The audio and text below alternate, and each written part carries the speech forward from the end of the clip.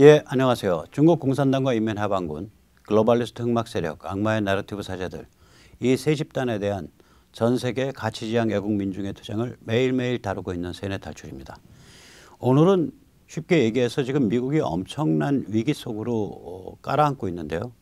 이게 미국이 붕괴로 가는 거냐, 혹은 거대한 정치 변화, 정치 혁명으로 확실히 굳혀져 가는 거냐, 거기에 대해서 말씀을 여쭙도록 하겠습니다. 먼저 자율구독료 부탁 말씀 올립니다. 신한은행 140-012-108493 주 백모 프로덕션입니다. 참으로 어려울 때인데도 꾸준히들 도와주셔서 백모 세뇌 탈출 뚜벅뚜벅 진행할 수 있습니다. 감사합니다. 제가 지금 아프간에 관계된 얘기를 오늘로서 5번째 하고 있습니다. 첫날은 이 아프간이 이미 1980년대부터 세계 최대의 아편, 세계 최대의 대마초 생산 지역이 되어버렸다. 거기에 이제 CIA가 탈레반을 도와주면서 그렇게 지역 색깔이 그렇게 바뀌었다. 돈을 이제 만들려고. 그렇게 바뀐 상태에서 과연 미군의 힘으로 현대 국가를 건설하는 게 가능하겠냐. 애초에 아프간에 그러니까 침공해서 알카에다를 날려버린 것까지는 오케이인데 그 다음번 목표가 과연 그게 가능한 목표냐. 이런 문제가 있었다. 즉 다시 말하면 철수가 맞긴 맞다. 문제는 이제 철수가 이런 식으로 돼서는 안 된다. 그런 얘기였고요. 두 번째는 바이든 세력의 정치 위기가 이게 전면화되고 있다. 그런 말씀을 여쭙고요. 세 번째는 이게 그냥 중국의 승리라고 보기에는 조금 어렵다. 그거보다 훨씬 더 내막이 좀 복잡하다. 이 페르시아계의 세 나라, 이란, 아프간, 파키스탄이 이제 하나의 블록으로 완성된 걸 뜻한다. 그중에서 맹주는 이제 석유가 나온다는 점에서는 이란이고 인구 규모가 2억이 넘고 막강하다는 점에서는 파키스탄이다. 그래서 저는 특히 이 탈레반이 파키스탄의 저기 말하자면 컨트롤을 받고 있기 때문에 이거는 파키스탄의 승리로 봐야 된다. 그래서 이아파 블록이 형성됐다. 이란, 아프간, 파키스탄. 그 다음에 이제 네 번째 이제 지난 금요일 날 드린 말씀은 이거는 글로벌리스트 세계 질서가 붕괴한 거다. 글로벌리스트 세계 질서, 그들이 가졌던 설계도가 이건 전면적으로 붕괴한 걸 뜻한다. 그래서 과거는 끝났는데, 과거는 죽었는데 아직 미래는 오지 않고 있는, 미래는 아직 도착하지 않은 그러한 과도기에 우리가 지금 살고 있다. 이런 말씀을 네 번째 드렸고요. 오늘은 좀 더 본격적으로 지금 이 과정에서 미국이 엄청난 위기 속으로 빠져들고 있는데 이것이 미국이 붕괴인가 혁명인가 이런 문제 가지고 좀 말씀을 드리겠습니다. 그중에서도 특히 글로벌리스트 세계 질서가 이게 무엇이었고 이게 왜 붕괴로 보는지 그 얘기를 잠깐 말씀 올리도록 하겠습니다. 저는 이제 글로벌리스트들을 이제 핵심을 뭐라고 보냐면 미국 및 서방 주권 국가 체제의 약화로 보는 거예요. 이들의 핵심 이해관계를. 그러니까 미국 및 서방 주권 국가 체제를 약화시키고 이제 국제 NGO 및 국제 관료기구를 내세워서 세계 전체를 쪼물딱쪼물딱 요리하겠다. 이게 이제 글로벌리스트 관점이라고 봅니다. 이러한 이해관계를 가진 집단이 있겠죠. 당연히 멀티내셔널, 그러니까 다국적 거대 기업, 다국적 거대 자본은 이런 이해관계를 갖고 있습니다. 그 사람들은 이런 유혹을 항상 받죠. 국가가 얼마나 우습게 보이겠어요. 세계를 뺑뺑 날아다니면서 스마트하게 해서 돈도 딱딱 챙기고 국가라는 게 우습게 보이죠. 돈짝만하게 보입니다. 그러나 이들이 이 다국적 기업들이 이제 본격적으로 성장한 거는 2차 세계대전 이후, 2차 세계대전 이전에는 국가별 식민지 체제였기 때문에 다국적 기업이 그렇게 본격화될 수가 없어요. 2차 세계대전 이후입니다. 다국적 기업이 본격적으로 성장한 건. 즉 가트 체제에서 관세 및 무역에 관한 일반 협정 체제에서 성장을 했습니다. 그럼에도 불구하고 이들은 냉전 때까지 1991년경까지는 억제돼 있었습니다. 왜냐하면 소련과의 그런 진영 대립, 냉전이 살벌하게 펼쳐지고 있었기 때문에 감히 자기를 보호해주고 있는 서방과 미국을 약화시키겠다는 생각을 못합니다. 그러나 1991년 소련이 망하고 또 그 전에 이미 동구가 망해 있고 또 그 전에 이미 중국과 베트남이 개혁 개방으로 선회를 하고 있는 상황이거든요. 그러면 1991년이 되면 이 자들이 간이 붙습니다. 1991년 글로벌리스트들이 본격대도한 원년입니다. 90년, 91년이. 그로부터 약 25년에 걸쳐서 2016년 브렉시트와 트럼프 승리에 의해서 일격을 맞기 전까지 이들의 천하였습니다. 이들의 관점은 지금 그림에 보여지는 이러한 다이어그램으로 요약될 수 있습니다. 미국 및 서방 자유국가에 대해서는 주권국가 체제를 약화시키겠다. 그런데 주권국가 체제를 약화시키게 되면 당연히 그 국가가 갖고 있는 전통과 문화와 언어와 그런 데 담겨져 있는 정신과 이게 다 약화됩니다. 지금 얘들 그 짓 하고 있잖아요. 뭐 젠더 평등 뭐 이런 거 내세워서. 그래서 미국과 서방의 주권국가 체제를 약화시킨다. 그 다음에 중국은 이자들은 물질주의자들입니다. 시장을 키우고 세계 시장 속에 중국을 이끌어 넣으면 중국은 저절로 자유화된다고 봤었습니다. 그 다음에 이슬람과 중동에 대해서도 세계 시장 속에 이끌어들이면은 저절로 세속화된다고 봤습니다. 한마디로 경제 결정론자들이고요. 경제 결정론, 이코노믹 디터미니즘이라는 의미에서는 마르크시즘과 같습니다.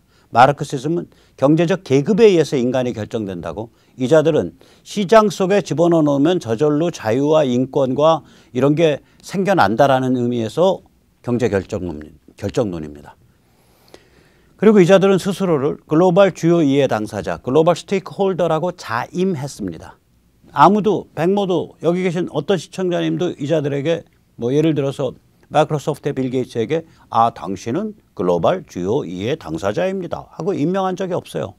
스스로 자임했습니다. 셀프 인증한 거예요.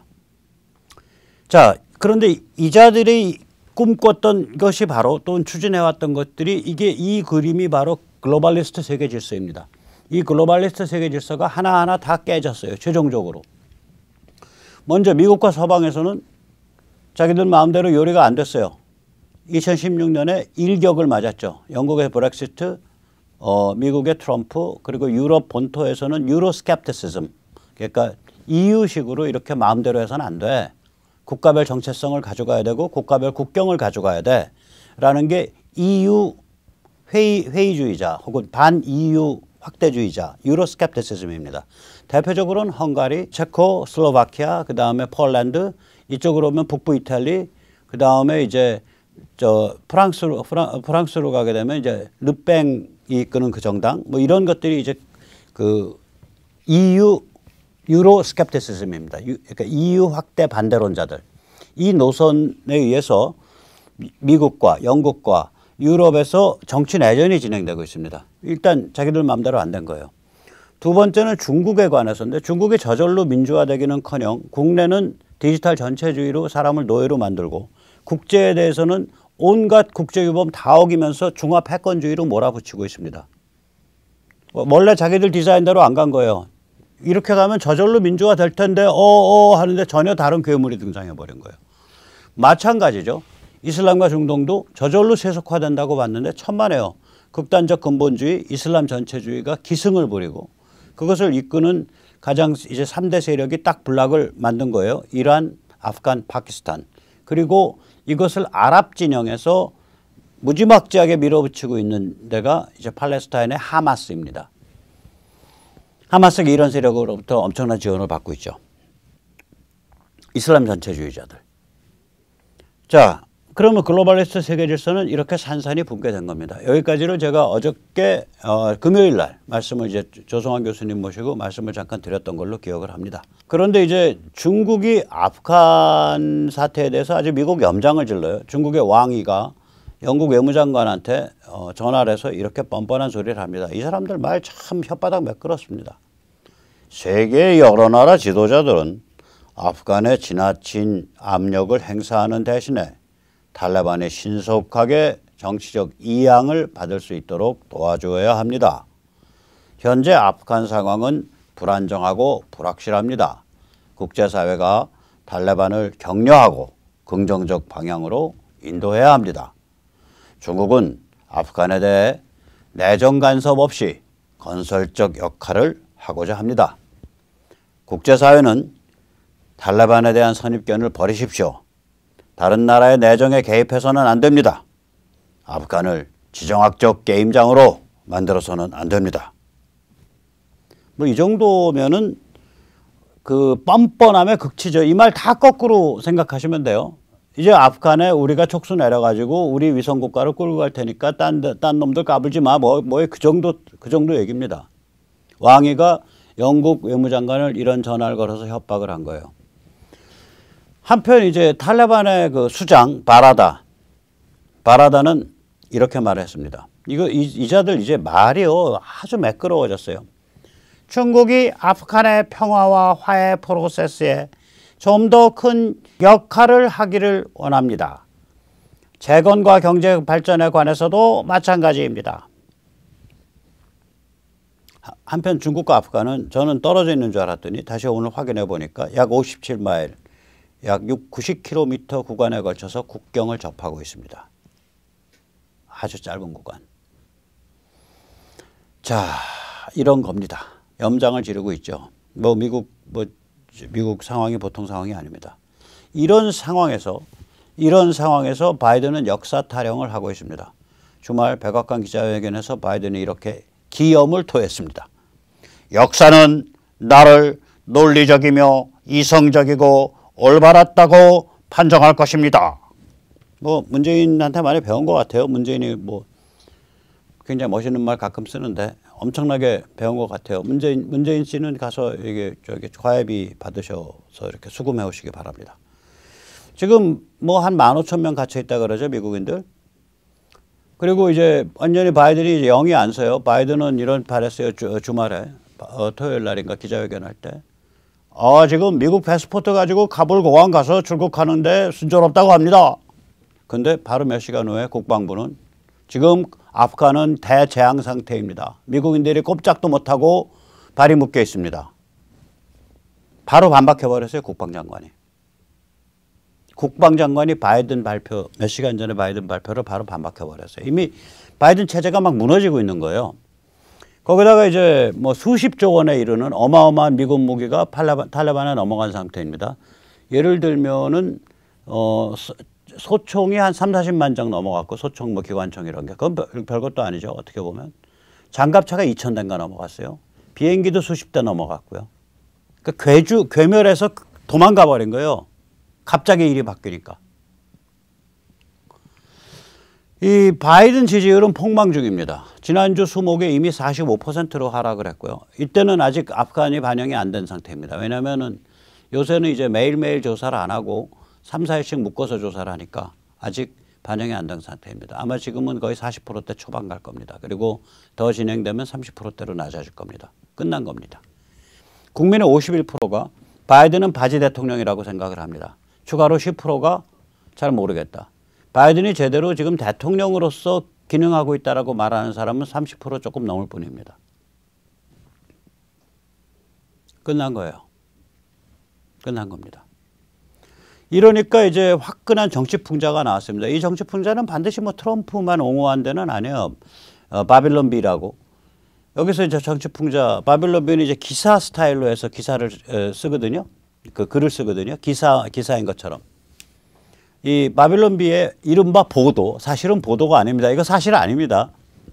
바빌론 비의 보도, 그러니까 보도 형식을 빌은 풍자에서 바빌론 비는 바이든이 이런 말을 했다고 쓰고 있습니다. 물론 사실 아니죠. 말은 바로 하랬다고. 지난 선거에서 트럼프가 이겼거든. 내가 속였던 거야. 하지만 벌써 10개월, 11개월 전이잖아. 이제 그만 좀 해. 그런데 내가 왜 애초에 대통령 하려고 했던 건지 잘 모르겠어. 재밌을 것 같아서 그랬던 것 같아. 그런데 해보니까 재미없어. 사람들이 너무 사나워. 그래서 바빌론의 이른바 보도에 의하면 백악관에 트럼프 원이라는 트럼프가 이겼다라는 깃발이 내걸렸다고 합니다. 그리고 바빌론의 보도에 의하면 FBI는 바이든이 선거 중 역정보를 퍼뜨린 데 대해 조사 중이라고 합니다. 물론 다 웃자고 하는 소리죠. 우스갯소리입니다. 그런데 이러한 정치 풍자가 선풍적인 인기를 끌고 있는 현상, 이걸 주목해야 됩니다. 제가 보기에는 무너졌다고 봐요. 사실상 무너졌다 이걸로. 그런데 바이든만 무너졌냐? 정신머리들이 없어요. 지금 상원의 원내대표죠. 상원 다수당 대표, 민주당의. 상원 다수당 대표가 뉴욕에서 벌어진 어떤 행사에서 지금 아프간에서 저 사태가 터져 있는데 이런 식의 태도를 보이는 거예요. 그러니까 이해가 안 가요. 그 행태가. 거기다가 펠로시는 또 모금 행사를 하는데 마스크 벗고서 사람들 따닥따닥따닥 앉아서 수백 명 야외에 앉아서. 그러니까 이해가 안 가는 거예요. 이자들이. 한번 보세요. 직접. 신났어. 신났어.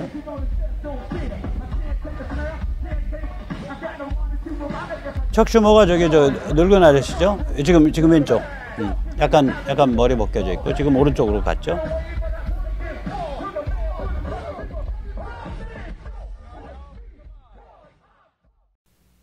그러니까 이게 이 집단이 멘탈이 실종된 것 같아요. 집단적으로 멘탈 실종 상태라고 보입니다. 이 와중에 트럼프는 대규모 군중 집회를 열어서 토요일 날 바이든을 박살냈습니다. 아리조나 집회입니다. 약 5만 명 왔고요. 이렇게 아주 밑도 끝도 없이 다 들어찼습니다. 거기서 트럼프는 이렇게 말했습니다. 바이든은 가장 비참한 대통령이다. 지미 카터와 비교하면 카터가 위대한 대통령으로 보일 지경이다. 지금 여기 오른쪽 아래 흑백 사진, 거기 지미 카터와 그 옆에 그 바이든입니다. 아프간은 미국 역사상 가장 비참한 국제 정책 실패 케이스이다. 아프간이 지옥으로 변한 날 바이든은 휴가를 떠났다. 백악관에 형편없는 대통령이 들어오면 이 같은 일이 벌어진다. 바이든은 자기가 있는 위치도 모르는 사람이다. 그가 정부를 운영하고 있을까? 아니다. 다른 사람들이 그를 내세워 정부를 운영하고 있다. 트럼프가 맹공을 편 겁니다. 자, 그래서 미국은 과연 붕괴인가 혁명인가? 저는 이제 이게 미국 붕괴까지도 볼 수 있는 굉장히 심각한 사안이거든요. 저는 근데 이렇게 생각을 합니다. 재앙이 무서운 게 아니라 재앙이 진행되는 것을 모른 채 무감각해지고 무기력해지는 것이 제일 무섭다고 생각을 합니다. 재앙 자체는 시련이에요. 그 시련을 잘 이겨내면 더 강해집니다. 니체의 말대로 나를 죽이지 못하는 것은 나를 오히려 더 강하게 만들 뿐이다. What fails to kill me only makes me stronger. 그게 맞습니다. 세상 이치가 그렇습니다.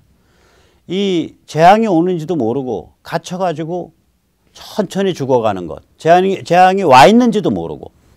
이게 이제 요새 들어서 예를 들면은 1990년대 후반에 북한에서 한 200~300만 굶어 죽었죠. 이게 예를 들어서 사람들한테 야 너희 식량 안 줘 그럼 폭동납니다. 200~300만 명도 죽을 정도의 폭동나면요. 평양에 저기 무슨 뭐 호위 총국 같은 데서 총알이 쏘다가 못 쏴서 총알 떨어져서 결국은 항복해요. 그러니까 당신들 지금 먹을 거 안 줘서 당신들 중에 한 200만 굶어 죽을 거야. 그럼 혁명 나요. 그렇게 안 가는 거예요. 어떻게 되냐면 지금 뭐 열차가 오는데 지금 약간 고장이 나가지고 배급이 안 나가고 있습니다. 다음 날. 지금 열차 계속 수리 중인데 잘 안 되고 있네요. 그 다음 날.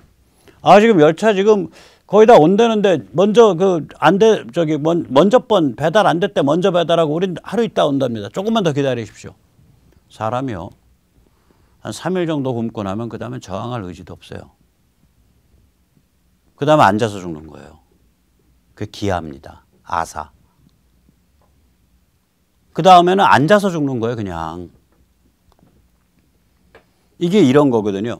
루신이 그 단편 중에 제가 이름은 까먹었는데 아니죠. 단편이 아니죠. 자기가 왜 글을 썼나 뭐 그런 자기의 소회를 얘기를 할 때 무쇠로 만든 방에 사람들이 갇혀 있는데 내가 이게 당신들 무쇠방에 갇혀 있고 여기서 지금 산소가 부족해져 가서 당신들 죽을 거야라고 외쳐야 되는지 말아야 되는지 나도 헷갈린다. 내가 안 외친다면 차라리 사람들이 편안하게 죽을 거 아니냐. 근데 내가 외치면 사람들이 그 방벽 깨뜨리겠다고 이 주먹이 피투성이가 되도록 방벽을 두들기고 하면서 고생할 거 아니냐. 어차피 안 깨질 방이면 내가 이게 무쇠방 속에 당신들이 갇혀서 산소 부족으로 죽어가고 있다는 말을 한다는 것 자체가 내가 참 망설여진다. 뭐 그런 소회를 얘기한 적이 있어요. 루신이. 바로 그런 상태입니다. 재앙이 닥쳐 있어요.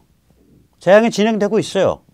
그런데 그게 거기에 대해서 무감각하고 무기력해지는 거예요. 그런 상태에 있는 거예요. 재앙이 닥쳐 있는지도 잘 실감 못하고. 그게 제일 무서워요. 그럼 틀림없이 망합니다. 그런데 재앙이 닥쳐 있어. 이 재앙이 어떤 재앙이다라고 그 본질을 꿰뚫어 봐. 그리고 거기에 대해서 사람들이 모여서 그것에 대해서 투쟁하는 대오를 형성을 했어. 그러면은 그거는 집중팔고 재앙을 극복하고 그 재앙과 시련이 장기적으로는 하나의 축복으로 작용을 합니다. 우리가 6.25가 그런 편이거든요. 물론 6.25가 닥친다는 건 몰랐지만 닥쳤을 때 이거 절대로 져선 안 돼 하고 우남 이승만 대통령 중심으로 똘똘 뭉치고 미국 도움받고 국제사회 도움받아서 물리침으로써 우리가 6.25가 끝난 1953년부터 80년대 중반까지 30년 정도 고도의 반공의식이 확고하게 자리 잡아 있는 굉장히 안정된 시스템을 갖췄다고요. 그래가지고 경제발전을 이룬 거거든요. 그래서 6.25 끝났을 때 CIA 보고서가 불길에 의한 축복, Baptism by Fire라고 보고서 제목을 그렇게 썼습니다. CIA가. 전쟁이 축복이 됐다 이거죠. 이겨내고 나니까. 이 재앙과 시련이라는 게 그런 겁니다. 지금 미국은 어쩌면 건국 이래 최대 위기인지도 모르겠습니다. 저는 지금 미국의 위기가 오히려 꼭 비유하자면 건국 이래 비유하자면 1850년대의 노선투쟁 시기 때의 위기에 비견된다고 봅니다. 왜 그런지 말씀을 드릴게요. 1939년에 2차 세계대전 터지고 1941년 9월에 나치와 소련이 전쟁이 붙고 1941년 12월에 일제가 진주만을 공격을 했죠. 그래서 1941년 12월 이후에 미국이 그때야 비로소 유럽과 태평양 양쪽의 전선에 개입을 했어요. 참전을 했어요. 그러면 39년서부터 41년 사이 정말 나치는 나치대로 계속 승전보를 이어가고 유럽 다 석권했고 유럽에서 남아있는 데는 영국 하나밖에 없어요. 바다 건너서. 일제는 일제대로 막 중국 휩쓸고 동남아 휩쓸고 다 이긴 것 같이 보이는 거예요. 그때 39년에서 41년 사이에. 그때 꼼짝도 안 했어요. 미국. 그때는 미국이 영국이나 이런 연합군을 엄청 지원하고 영국과 소련을 지원했습니다. 전시 동원 체제를 준비하는 한편 소련과 나치 사이의 충돌과 일제의 도발을 기다렸다고요. 왜냐하면 미국인들이 너무 전쟁하기 싫어하고 여론이 반전 여론에 많이 함몰되어 있었기 때문에 이 루스벨트는 아주 교활한 사람이거든요. 또는 뛰어난 사람이에요. 뭐라고 표현해도 좋아요. 폭시예요. 여우 같아요. 그러니까 국민의 여론이 돌아설 때까지는 완전히 백업될 때까지는 이거 2차 대전 못 들어간다라고 본 거예요. 너무 상대방이 무서우니까. 국민의 여론이 돌아서려면 일단 세계 정세에서는 나치와 소련이 39년부터 이거 불가침 조약인데 그게 깨져가지고 나치 소련 사이에 전쟁이 붙어야 되고 그리고 일제가 이게 일제를 자꾸 목을 졸라놨단 말이에요. 동남아 같은 데서. 이 일제가 미국에 대해서 전쟁을 도발을 해야 된다. 그래서 그걸 기다렸어요. 도발 났죠. 41년 12월에 양쪽의 도발이 완성이 됐죠. 그게 무슨 얘기냐. 가만히 보고 있으면 이 여우 같은 아주 영악한 루스벨트 요 집단 또 그걸 둘러싼 민주당 또 그거랑 맞겨루는 공화당 여기가 전부 다 상황을 알고 있는 거예요. 결국 미국이 참전한다. 상황이 좀 더 무르익으면 미국이 참전으로 나간다는 거 알고 있는 거예요. 그러니까 39년 41년 사이에 뭐 인류가 멸망할 것처럼 천지사방이 다 전체주의의 승리로 보이는 그 상황 아래서도 실은 꿋꿋하게 나갔던 데가 있어요. 그러니까 이때는 위기는 위기인데 지금과 같은 위기는 아니에요. 성격이. 지금은 이제 지도층 내부에 전쟁이 붙어 있는 거거든요. 지도층 내부. 그러니까 마가 트럼프 공화 신주류 MTR 동맹하고 글로벌리스트 깨자좀 민주당 워싱턴 늪 이쪽하고 이 두 개가 지금 진영이 싸움에 붙어 있는 거 아니에요.